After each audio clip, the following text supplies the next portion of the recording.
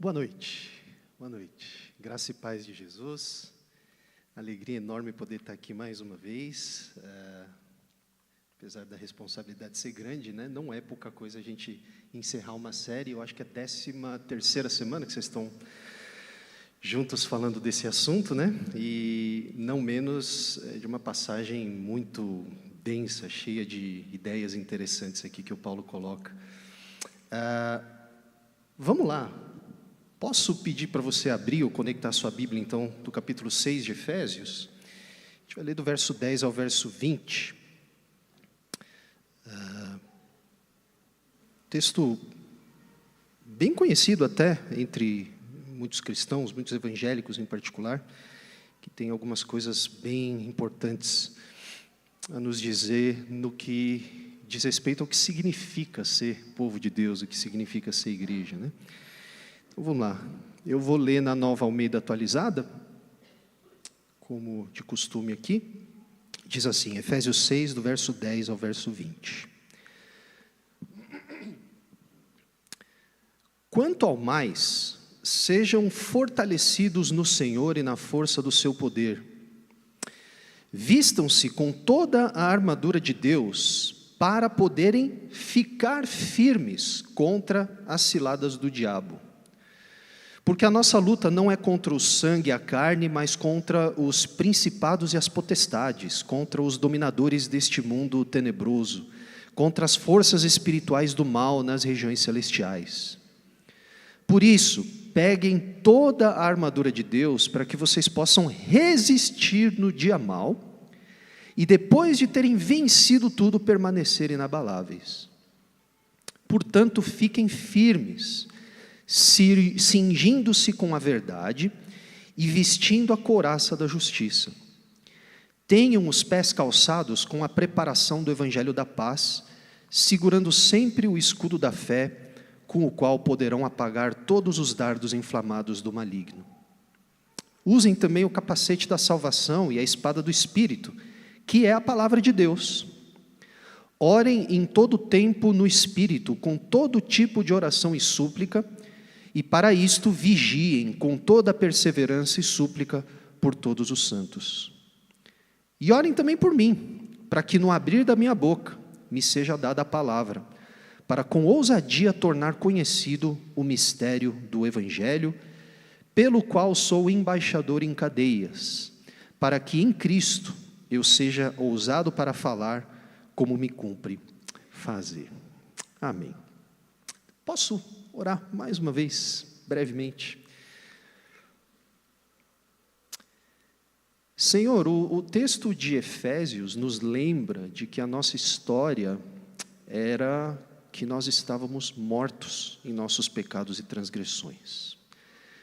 E nós entendemos que isso significa que nós somos, por nós mesmos, completamente incapazes de perceber a Tua verdade, as coisas do Senhor.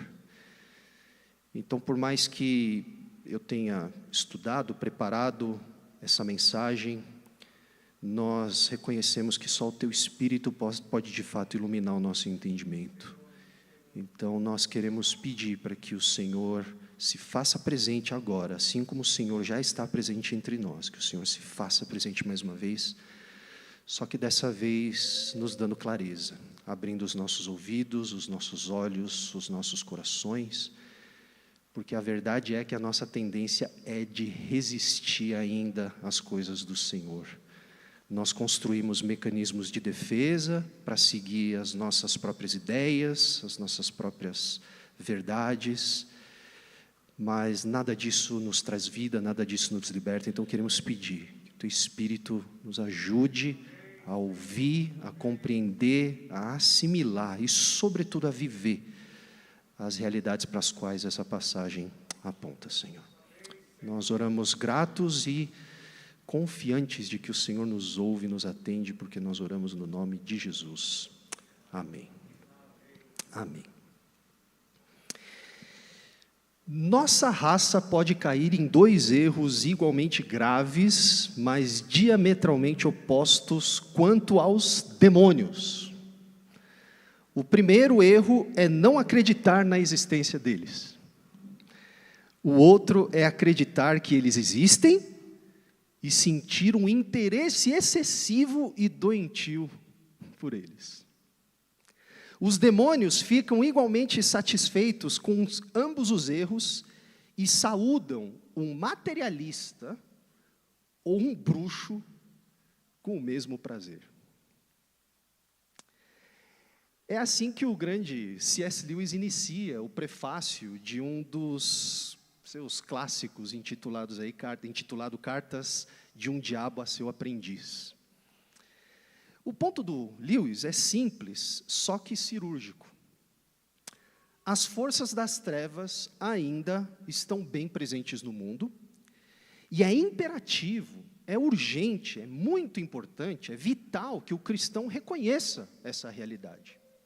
As forças das trevas ainda estão agindo no mundo marcado pela realidade iniciada em Gênesis 3. Por outro lado, nada pode servir os interesses do capiroto, do mal, de forma mais sutil e, portanto, destrutiva, do que esses dois enganos. Ou a gente ignora completamente a existência do mal, ou a gente acha que o mal agora é o centro das atenções. E, gente, vamos combinar o seguinte, de verdade, tá? Não estou dando indireto para ninguém, eu não estou, enfim, insinuando nada a respeito de ninguém, até porque eu não conheço a maioria de vocês, mas vamos combinar. Quando a gente olha para a situação da igreja evangélica brasileira hoje, à luz dessa afirmação que C.S. Lewis faz, é impossível não imaginar que todos os dias existe, de fato, uma festa no quinto dos infernos. Não é verdade? Porque se a gente não vê alguns cristãos ignorando completamente a ação diabólica no mundo, a gente vê os crentes exaltando o diabo a uma posição que nunca pertenceu a ele. E os exemplos aqui abundam, transbordam. Quantos crentes você não conhece que deixaram de orar? Eles refletem, eles pensam na vida, não oram mais. Ou quantos crentes a gente não conhece que simplifica todas as complexidades, todos os problemas da vida aos sofrimentos humanos, do sofrimento humano ao problema do diabo. É tudo diabo. Furou o pneu do carro, é o diabo. Estourou o encanamento, é o diabo. E quantos de nós não conhecemos cristãos que acreditam em uma ideia bastante pagã, de que nem Deus pode nos proteger se nós dermos brecha para Satanás? À luz da afirmação do Lewis, é muito difícil não imaginar que há alguns demônios nos quintos dos infernos muito felizes com a situação nossa da igreja brasileira. Só que a pergunta que a gente precisa fazer nesse cenário é: como será que o Novo Testamento, de modo geral, ou como será que a carta aos Efésios, nos ajuda a navegar essa realidade da presença ainda muito real das forças do caos, das forças da morte, das forças do mal, de maneira coerente com a realidade mais real ainda do senhorio de Jesus. Então, se as forças das trevas permanecem exercendo a sua influência no mundo em que nós vivemos, como que a igreja é chamada a responder a isso, se a igreja é o corpo daquele que é o cabeça de todo o universo? Cristo ressuscitou, o sepulcro está vazio, o trono do universo está ocupado e toda a plenitude do cosmo Cristo concedeu à igreja. O que é que isso significa, então, para a maneira como nós devemos enxergar a presença do mal em nosso entorno? Entre outras coisas, é disso que o Paulo vai tratar nessa passagem final da carta que ele escreve aos Efésios. A passagem de hoje é o desfecho, é a conclusão de tudo aquilo que Paulo vem dizendo desde o primeiro capítulo dessa carta, que vocês têm acompanhado aí nas últimas semanas. Só que uma coisa bastante importante de a gente perceber aqui é que as coisas que Paulo afirma em Efésios 6, verso 10 a verso 20, o texto que nós lemos hoje, essas coisas estão em conexão direta com muita coisa que Paulo já disse nos primeiros capítulos dessa carta. Isso fica claro, por exemplo, no paralelo que existe entre Efésios 6, verso 10, e Efésios 1, verso 19. Ou seja, em Efésios 6, verso 10, Paulo exorta, ele começa essa passagem exortando seus leitores ao quê? Se fortalecerem na força do poder que ressuscitou a Jesus dos mortos. E por que esse imperativo, essa ordem de Paulo é tão importante? Porque essa ordem está em paralelo com aquela oração que Paulo tinha feito no primeiro capítulo de Efésios, para que os seus leitores, a sua audiência, pudesse conhecer qual é a suprema grandeza da força do poder que ressuscitou a Jesus dos mortos. E aqui, infelizmente, as traduções em português acabam dificultando um pouco a gente de enxergar o paralelo, mas se você está lendo no grego a carta de Efésios do começo ao fim, você vai saber que as expressões fortalecendo a força do poder da ressurreição de Jesus, é uma expressão que ocorre quase que igualzinha palavra por palavra, em Efésios 6:10 e em Efésios 1:19.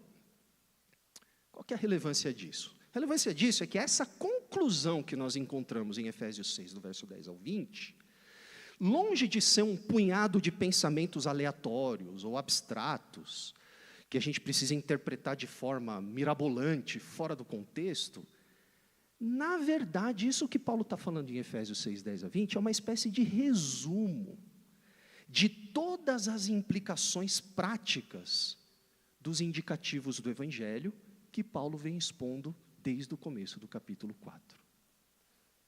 Tá? Então, trocando em miúdo, simplificando a coisa aqui, o que Paulo está dizendo é o seguinte: se o que nos fez nova humanidade, se o que nos fez igreja, foi a força do poder que ressuscitou a Jesus dos mortos, amadurecer agora na nossa vocação de crescer a imagem de Cristo, de buscar preservar a unidade, de imitar Deus, de ser luz no Senhor, de crescer como povo na prática do amor, todas essas coisas que são implicações diretas do Evangelho, na prática, são realidades que nós experimentamos com mais profundidade na medida que nós somos fortalecidos na força do poder que ressuscitou a Jesus dos mortos. Então o ponto é o seguinte, é que nós recebemos uma vocação juntamente com tudo aquilo que Deus realizou em Jesus. E essa vocação não se concretiza, não se realiza na nossa vida por osmose, sabe, de forma passiva ou automática. Quem me dera, né? Já pensou, você dorme hoje e amanhã você acorda um querubim, né? Já pensou, rapaz? Um santo assim, pegando fogo de glória. O pecado não tem mais nada comigo, né? Não tem mais boleto para pagar também, já pensou, né?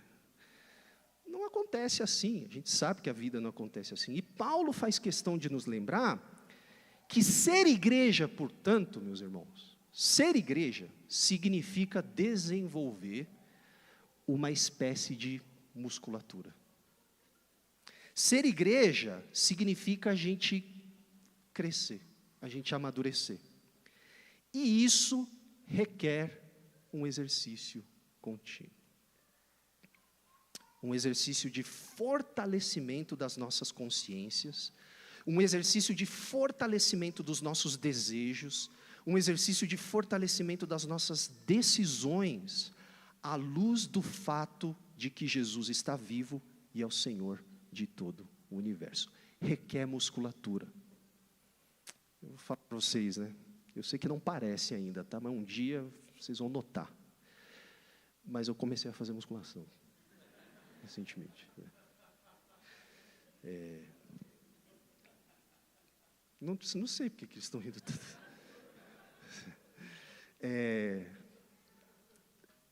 E precisa repetir. É muito chato. É muito chato. Está fazendo muito bem para a minha saúde, mas eu não posso dizer ainda que eu gosto. porque precisa ficar repetindo. É a mesma coisa todos os dias. 3 vezes de 12. Todos os dias.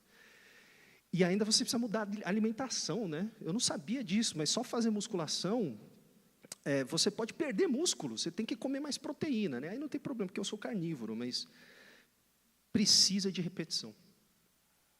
É um exercício contínuo, é um exercício constante.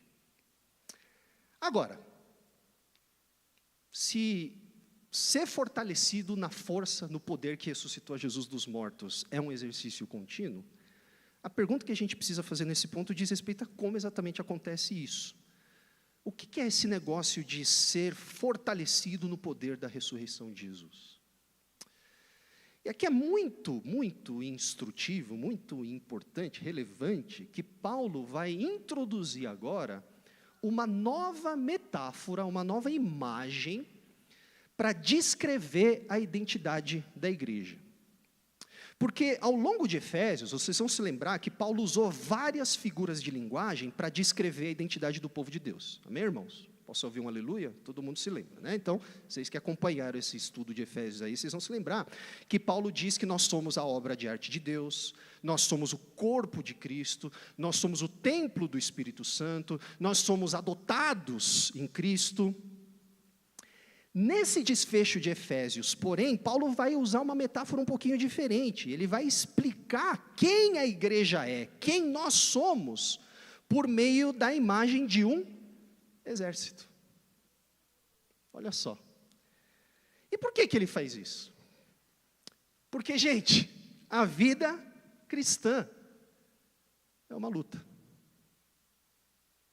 A vida cristã é uma guerra. Pertencer à nova humanidade em Cristo significa necessariamente estar envolvido em uma luta. Você goste disso ou não, a culpa não é minha. É uma luta. E se você, mesmo tendo ouvido todos os sermões dessa série em Efésios, ainda não percebeu que a vida cristã é uma luta, você provavelmente está muito confortável, talvez, com o jeito de ser caído do mundo.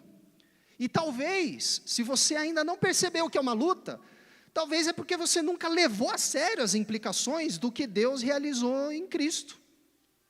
Porque se em algum momento nas últimas semanas você colocou em prática os imperativos do Evangelho, se você se dedicou a preservar o vínculo da paz entre a família na fé, se você tentou reorganizar suas prioridades para que a sua vida de fato seja um instrumento de serviço, de edificação do povo de Deus, se você buscou se afastar da imoralidade sexual, se você tentou resistir à ganância,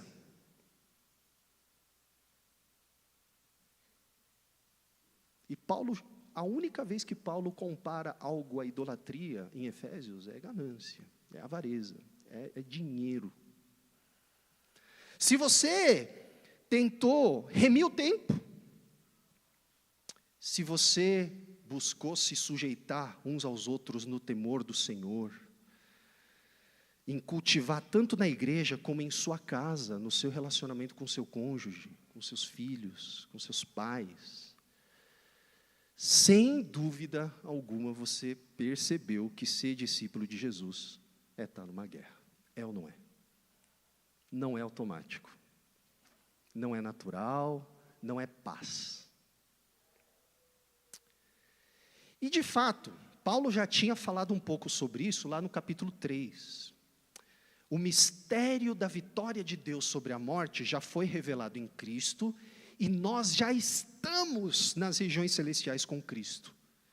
Mas as forças do caos que povoam essas regiões celestiais com a entrada do pecado do mundo, ainda insistem em se colocar em oposição a Cristo e a sua igreja.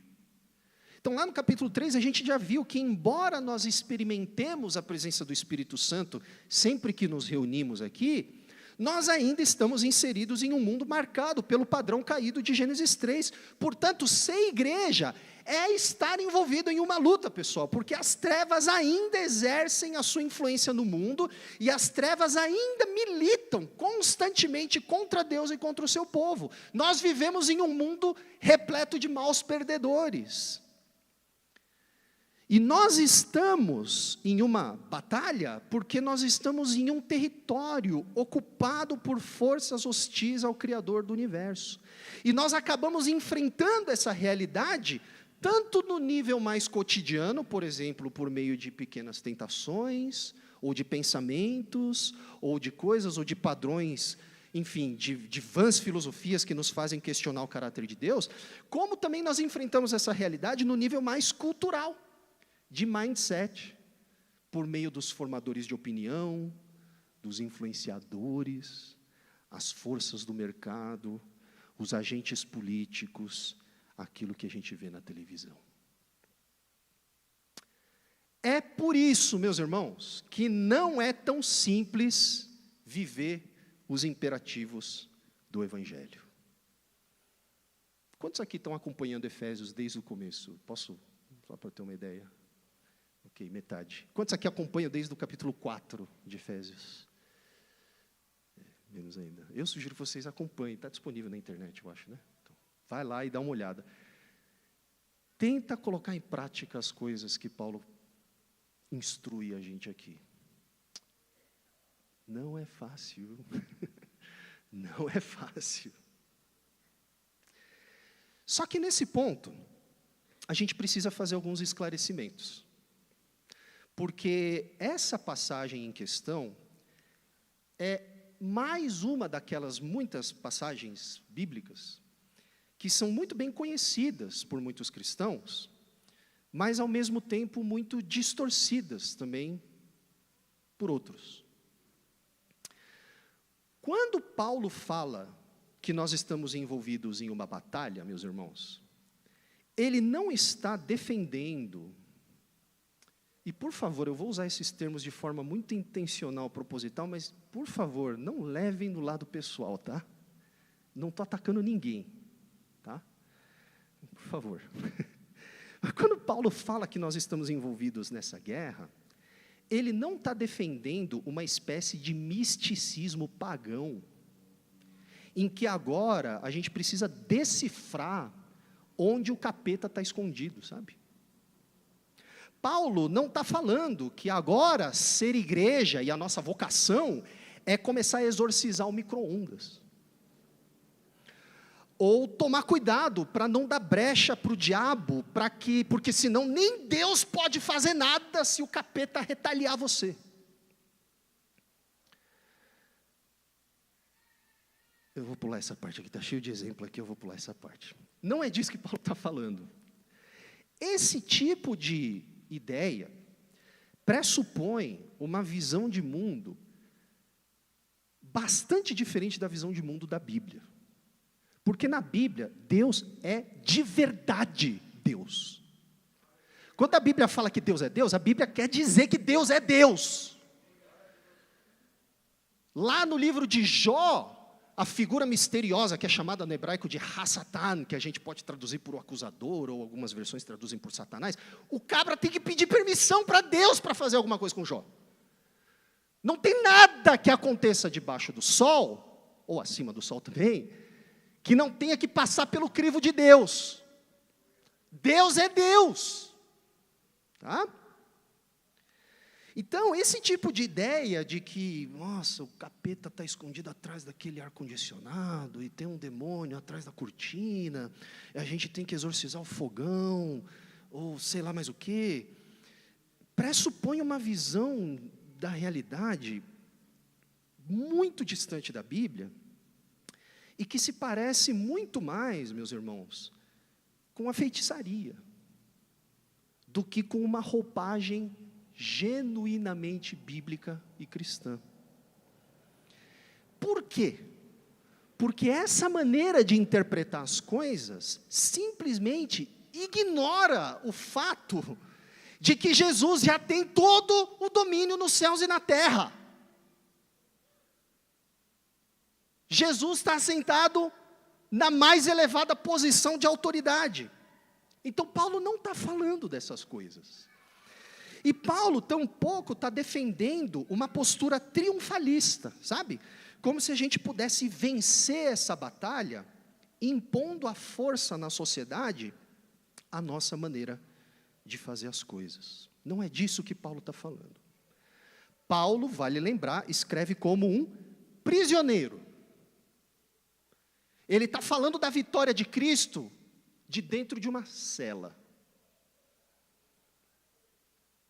E, portanto, Paulo deixa muito claro que a vitória de Cristo segue um caminho muito diferente do caminho que os poderosos desse mundo seguem. Então, do que se trata essa luta, afinal de contas? Do que se trata essa guerra? Como é que a gente deve travar essa luta? A primeira coisa que a gente precisa entender é quem é o nosso verdadeiro inimigo. E olha só o que Paulo diz, quem é o verdadeiro nosso inimigo no verso 12. A nossa luta não é contra o sangue e a carne, mas contra os principados e as potestades, contra os dominadores deste mundo tenebroso, contra as forças espirituais do mal nas regiões celestiais. Meus irmãos, a nossa luta não é contra a latinha da Coca-Cola, ou contra o bichinho de pelúcia do Mickey, ou contra o Lula, ou contra o Bolsonaro, ou contra aquele vizinho maconheiro, ou contra os frequentadores do terreiro de Umbanda, da esquina lá de onde você mora. A nossa luta não é contra eles. Eles não são os nossos inimigos. Quer dizer, qualquer pessoa está sujeita a críticas, é claro, especialmente quem está em posições de poder, e simplesmente... e principalmente à luz do Evangelho. Só que há, de fato, situações na vida que vão nos colocar, talvez, em sérias tensões com outros indivíduos. Contudo, o que Paulo está dizendo é que, em última instância, a nossa luta real, o nosso inimigo verdadeiro, não são as pessoas ou as coisas em si, mas as forças maiores e mais sombrias que estão por trás do sistema caído do mundo. O nosso inimigo principal são as forças sombrias do caos, das trevas, que insistem em influenciar os poderosos desse mundo e as pessoas que vivem sem a luz do Evangelho. A nossa luta é contra aquelas coisas invisíveis que perpetuam a injustiça, a maldade, a perversão, o caos, a morte, a violência, a inimizade. A nossa luta é contra todo padrão de pensamento, contra toda filosofia, contra toda crença implícita no que o mundo dá valor hoje, que contradiz o Evangelho. É por isso que é muito importante que vocês assistam aos filmes da Disney ou da Marvel junto com seus filhos. Porque vocês acham que a Disney está simplesmente falando da princesa que espirrava e tudo virava gelo, aí no final ela se reconcilia com a irmã e tudo mais, e todo mundo vive feliz para sempre. Tem uma mensagem implícita ali. A Disney está querendo convencer os nossos filhos de uma maneira de enxergar a realidade. A nossa luta é contra isso. Não contra a Disney, mas contra essas ideias. Contra o padrão de vida boa e com sentido daquela figura da rede social, do Instagram, que você inveja. A nossa luta é contra isso. É contra padrões de pensamento, filosofias, jeitos de enxergar a realidade que tentam definir o que significa ser humano, que contradiz o Evangelho. Enfim, a nossa luta é contra qualquer realidade que insiste que pode haver vida fora de Cristo. Essa é a primeira coisa que a gente tem que entender. A segunda coisa, porém, que a gente precisa entender, e essa aqui é mais urgente, eu acho, no nosso contexto brasileiro, é que essa luta já está vencida, pessoal. Jesus já ressuscitou e já venceu. Essa luta já foi vencida. Aliás, nós, por nós mesmos, jamais seríamos e jamais seremos páreo para as forças das trevas. Você acha que só porque você orou 4 horas por dia e jejuou não sei quantos dias, você virou o Thanos do bem? Você não é páreo para as forças das trevas. Você não consegue enfrentar o diabo. Quem é você? Quem sou eu? Aliás, segundo Efésios, nós éramos escravos dessas forças. Nós estávamos mortos em nossas transgressões. Nós estávamos completamente rendidos às forças aos poderes do caos. E nós só estamos livres e vivos hoje porque Deus tomou a iniciativa de entrar no ringue, no nosso lugar, e de dar uma surra no nosso inimigo em nosso lugar.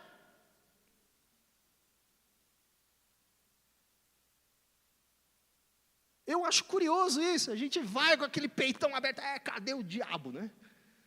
Como se a gente tivesse alguma coisa para ir contra ele. Você não tem nada, xará. Você era escravo dele, assim como eu. Sabe por que a gente é vitorioso, mais que vencedor em Cristo? Porque foi Cristo que venceu. E essa guerra já está vencida. Por que a nossa luta é real, então? A nossa luta é real somente porque Jesus ainda não consumou plenamente a sua vitória. Calma, isso vai acontecer. No último dia, no dia da ressurreição dos santos, no dia da volta de Cristo, quando até mesmo a morte for colocada debaixo dos pés de Jesus, essa luta vai terminar. Mas a vitória já foi conquistada. O túmulo já está vazio. O trono do universo já está ocupado.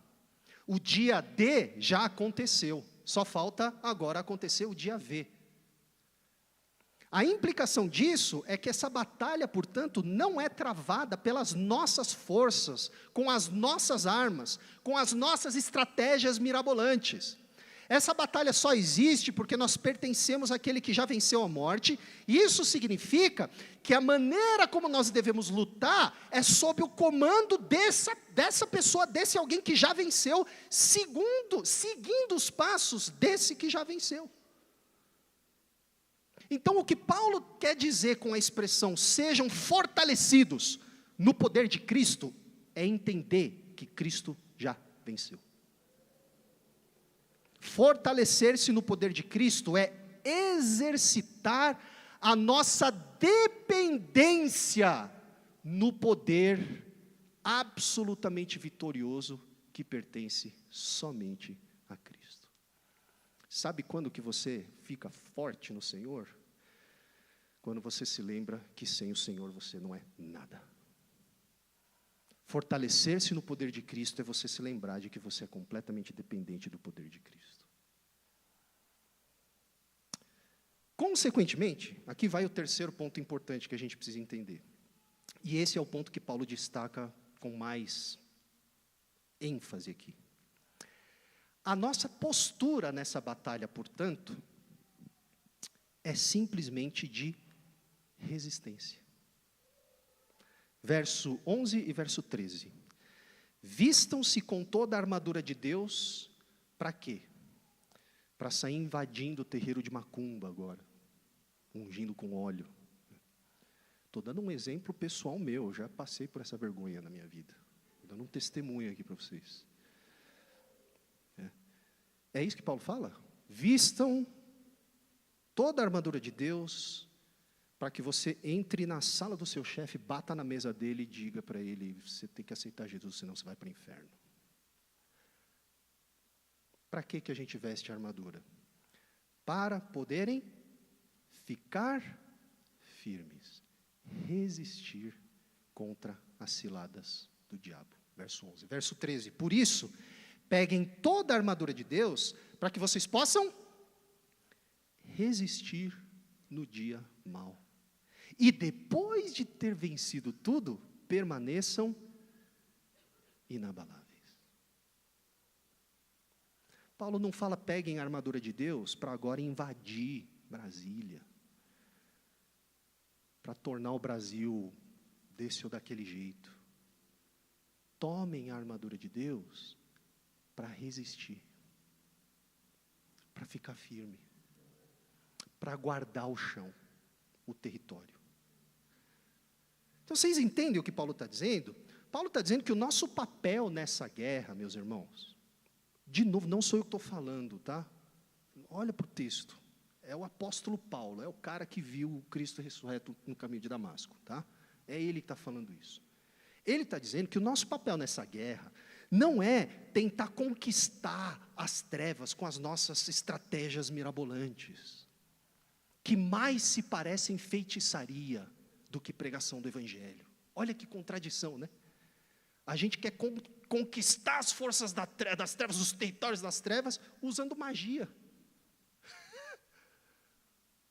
De novo, eu acho que tem situações que o diabo dá risada. O que Paulo está dizendo é que a gente precisa tão somente se manter firme na vitória já conquistada por Cristo. O nosso papel nessa luta é tão somente resistir. E é por isso que nessa parte final de Efésios, Paulo vai descrever a vocação da igreja em termos agora do imperativo vestir a armadura de Deus. Ora, gente, no contexto romano, para o qual Paulo escreve, a armadura tinha basicamente duas funções. Uma armadura romana representava a identidade da pessoa como um cidadão romano. Eu não sei se vocês sabiam disso, mas um escravo não podia usar uma armadura romana. E quem não era cidadão romano também não podia usar uma armadura romana. Tá? Então, se você visse alguém vestido com uma armadura romana, você sabia que você estava diante de um cidadão de Roma, de alguém que representava a polis, o império. E a segunda função de uma armadura é que a armadura era a ferramenta mais básica de defesa em uma luta. Então, da mesma maneira que um cidadão romano era convocado a representar Roma e a resistir às ameaças dos bárbaros, valendo-se de uma armadura, a igreja deve representar os valores do reino de Deus e se manter firme contra as ameaças das trevas, vestindo agora a armadura de Deus. Só que o ponto crucial da armadura de Deus, que eu queria muito que vocês entendessem hoje, é o material que constitui a armadura de Deus. Qual é o material que constitui a armadura de Deus que a igreja deve vestir? A armadura de Deus diz respeito, meus irmãos, ao caráter de Deus. O cinto é da verdade, a couraça é da justiça, as sandálias é da paz, o escudo é da fé e o capacete é da salvação. E um detalhe que poucas pessoas parecem se lembrar é que essas qualidades, essa descrição da armadura em Efésios 6, vem de um texto que está em Isaías, capítulo 59, verso 17. Se você voltar para Isaías, capítulo 59, 17, você vai ver que Deus está falando para o povo, que o povo está sofrendo porque abandonou a verdade e a justiça de Deus. Vocês estão passando por perrengue nas mãos dos pagãos, porque vocês quebraram a aliança. Só que em Isaías 59, 17, Deus mesmo diz, eu mesmo virei e lutarei por vocês. E quando eu fizer isso, eu me vestirei da minha armadura, como um guerreiro. E essa armadura de Deus é o seu caráter. Verdade, justiça, misericórdia.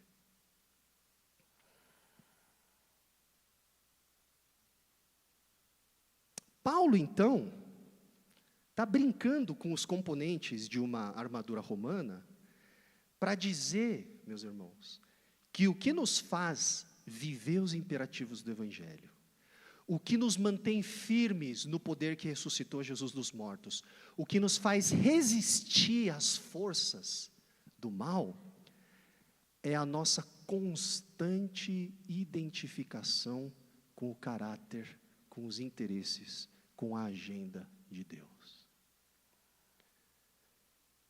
Tem nada a ver, vestir armadura não tem nada a ver com um passe de mágica, com um encantamento gospel que você pronuncia, agora você está com uma armadura invisível. Isso é Cavaleiros do Zodíaco, pessoal. Vestir-se da armadura de Deus tem a ver com você vestir a roupa de Deus. E Deus se veste de justiça, de paz, de verdade. Então é isso que cada componente da armadura de Deus significa. Essa armadura não tem nada a ver com uma coisa mágica que vem sobre nós, né? Eu já fiz isso, então você não precisa ter vergonha de admitir que você também já fez, tá? Mas no primeiro ano da minha caminhada cristã, todas essas coisas de desencapetar micro-ondas também e tudo mais, né? E aí quando passava do lado de uma galinha morta na rua, a gente, ô Senhor, me reveste da sua armadura. E aí eu me imaginava o Jaspion, né? Vamos lá, pode vir qualquer monstro aí que eu enfrento. Não tem nada a ver com essa coisa mágica que a gente imagina que é. Gente, o que é o cinturão da verdade? O cinturão da verdade conota o fato de que é a verdade do Evangelho que segura em pé a nossa identidade. Estou cheio de esse testemunho, né? Vocês têm que ouvir testemunho. Eu perdi tanta circunferência aqui que eu tive que trocar meu cinto, porque minhas calças estavam caindo, né? Quem diria, né? O meu filho tomou um susto. Nossa, pai! Está precisando de um cinto novo, né? O cinto segura a roupa, né, gente? O cinturão da verdade, a verdade do Evangelho, aquilo que vocês viram que Paulo fala de Efésios 1 a Efésios 3, os indicativos do Evangelho, o que Deus realizou em Cristo, quem a igreja é em Cristo por causa daquilo que Deus realizou em Cristo, é aquilo que segura a nossa identidade em pé. Perde de vista os indicativos do Evangelho e vê se você não vira mais um que usa o nome de Deus para os seus próprios interesses. Mais um que se esqueceu de quem é em Cristo. É a verdade do Evangelho. Então aqui está uma ironia, né? Porque a gente acha que está usando muitas vezes uma armadura invisível, mas a primeira coisa que a gente faz muitas vezes é abandonar a verdade do Evangelho, pregando um monte de heresia. Só que a gente acha que está com a armadura de Deus, porque a gente acha que é esse negócio do Jaspion, entendeu? Mas se você não está alinhado com a verdade do Evangelho, que armadura é essa que você está vestindo? Nenhuma. O cinturão da verdade é aquilo que segura a armadura. A justiça de Deus, por sua vez, deve ser a nossa couraça. Por quê? Porque o interesse de Deus de colocar todas as coisas em seu devido lugar, ou seja, de fazer justiça, o conceito bíblico de justiça é essa ideia de que Deus vai ajeitar todas as coisas que estão tortas. Deus vai colocar todas as coisas em seu devido lugar. E esse interesse de Deus, ele já iniciou na pessoa de Jesus ao ressuscitá-lo dos mortos. Então esse desejo de Deus de estabelecer a sua justiça no mundo, é aquilo que deve ser a característica mais visível de quem nós somos. Por isso que é a couraça da justiça. Então quando o mundo olha para a igreja e vê um povo tão interessado por si mesmo quanto qualquer outra pessoa do mundo, a nossa mensagem vai converter quem?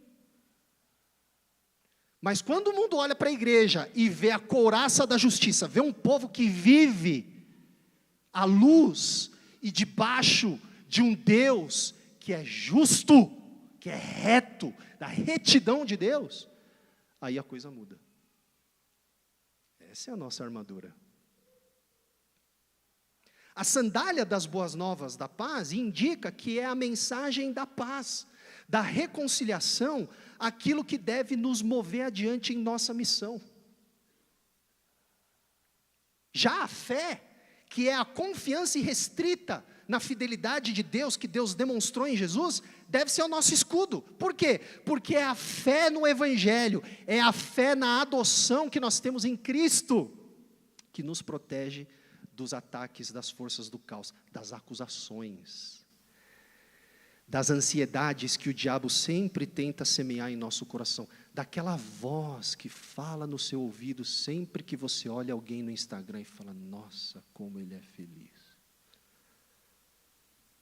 Como eu queria ser como ele. Nossa, como ele é bem sucedido. Rapaz, olha só. O cara foi para esse resort. O que ele faz na vida, mano? Sabe o que é isso aí? É o que o diabo falou para Jesus no deserto. Você não é filho de Deus? Por que você está com fome? Faz do seu jeito, meu. É muito melhor. Transforma essa pedra em pão. E usa o nome de Deus para isso, que todo mundo vai amar. Vai viralizar. O escudo da fé é aquilo que vai nos ajudar a responder como Jesus. Eu não vivo só de pão, mas da palavra que sai da boca de Deus, citando Deuteronômio.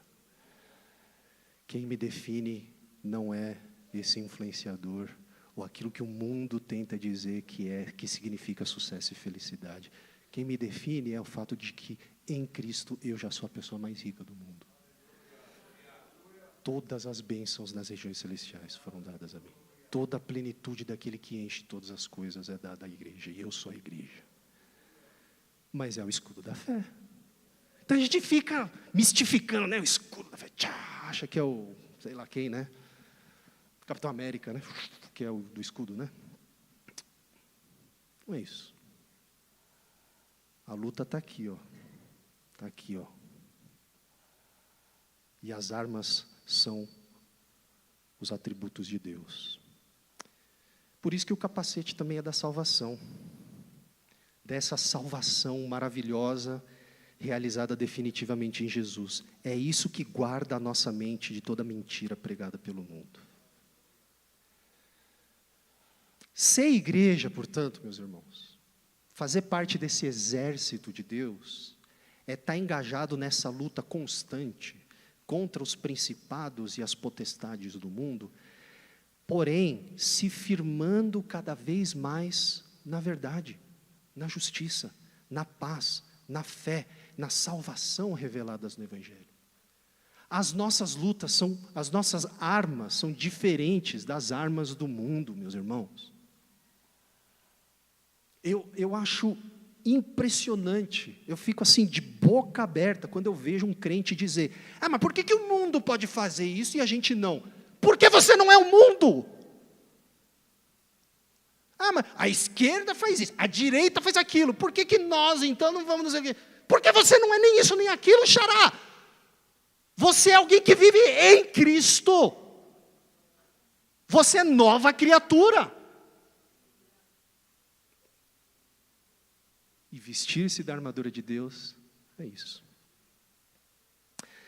Não é à toa que a única arma de ataque nesse pacote que nós recebemos da armadura de Deus é a espada do Espírito, que é a palavra de Deus. Ou seja, o que faz o nosso trabalho avançar não é virar música do avesso, ou virar boneco de pelúcia de ponta cabeça, ou arrancar a cabeça para ver o que está dentro. O que faz o nosso trabalho avançar é a pregação da palavra, é a proclamação de todo o conselho divino revelado nas Escrituras. É isso que faz o nosso trabalho avançar, meus irmãos. E notem, não existe dicotomia entre espírito e palavra, é uma espada só, e a espada é do Espírito, que é a palavra de Deus.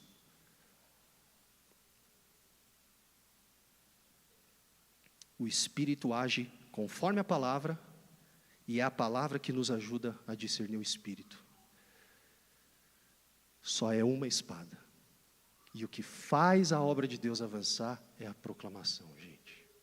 É a pregação da palavra, capacitada pelo poder do Espírito. Então, pessoal, à luz de tudo isso, eu acho que é mais que apropriado a gente se perguntar agora: que roupa a gente tem vestido? Com que roupa nós temos ido por aí, caminhado por aí? Será que a surra que a gente muitas vezes toma com tanta frequência não é por conta do equipamento errado que a gente tem usado? Os evangélicos vivem amarrando o capeta, né? Mas nem se dão conta de que muitas vezes estão seguindo vários interesses e prioridades completamente alinhados ao capeta. A gente fala, está amarrado em nome de Jesus, mas ali na nossa lista de prioridade a gente vive como um pagão. Olha a contradição, meus irmãos. A armadura de Deus não é essa. Será que o que tem segurado, então, a nossa identidade tem sido, de fato, a verdade de Deus? O que sustenta a sua autopercepção de você mesmo? É o Evangelho?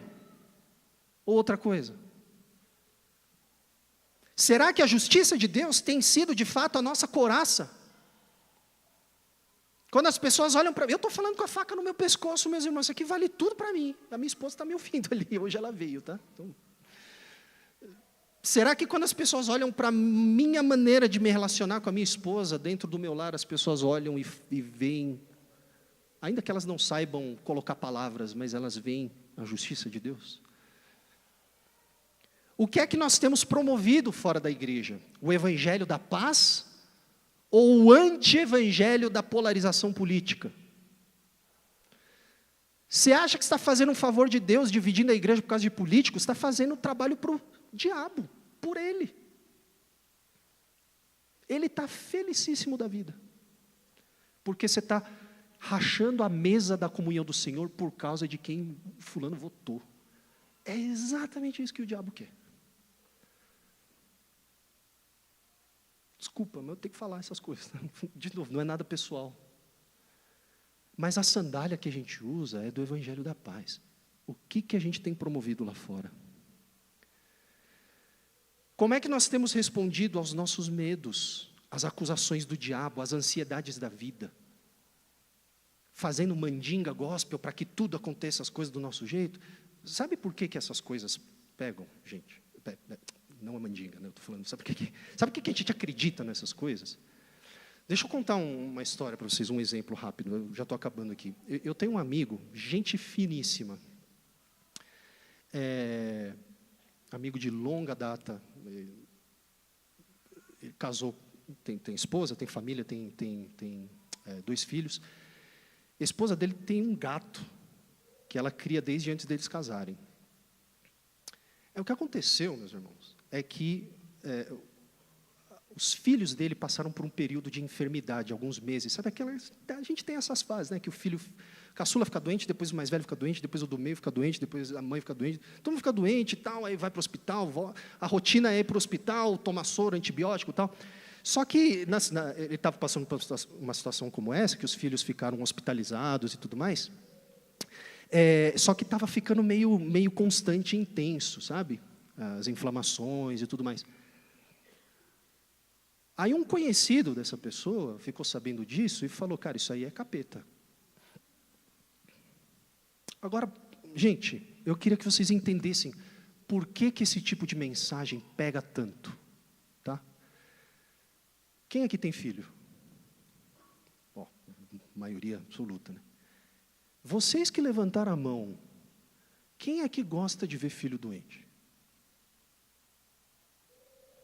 Não é verdade que você faz qualquer coisa? É ou não é? Então, quando você está lá, seus filhos doentes, mó tempão, indo para o hospital, voltando, internado, tal, não sei o quê, você não aguenta mais. Você vê os seus filhos sofrendo, aí vem um cara e fala assim, isso aqui é o capeta. Óbvio que a pessoa vai, será mesmo?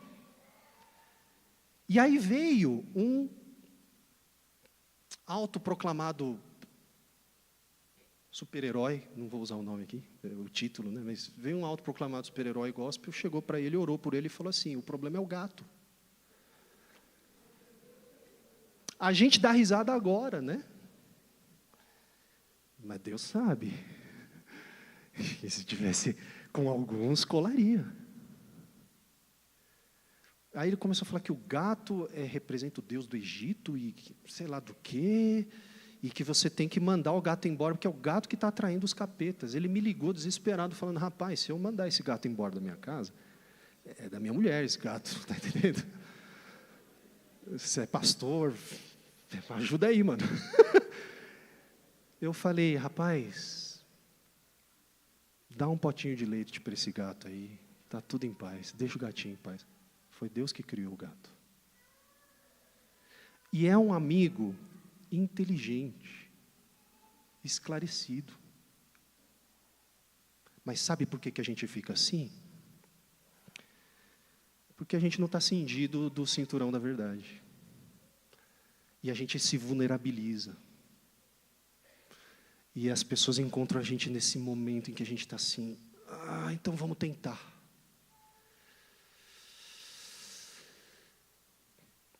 Então, o que é que tem ocupado os nossos pensamentos, né? Como nós temos respondido aos nossos medos? Com o escudo da fé? E o que é que tem ocupado os nossos pensamentos? Subir na vida ou se aprofundar na salvação que Cristo realizou por nós? E aí pode ser, meus irmãos, que diante dessas perguntas, nós tenhamos nos percebido mal equipados para essa guerra. Ixi, eu acho que eu estou com o traje errado. Só que aqui está um último detalhe que eu queria deixar com vocês, que explica por que a gente apanha tanto na caminhada cristã.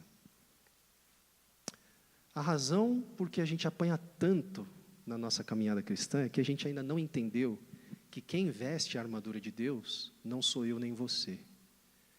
Quem veste a armadura de Deus somos nós, a igreja. Não é você que usa uma armadura sozinho, não sou eu que faço isso. Somos nós, a igreja, em comunidade, que vestimos essa armadura.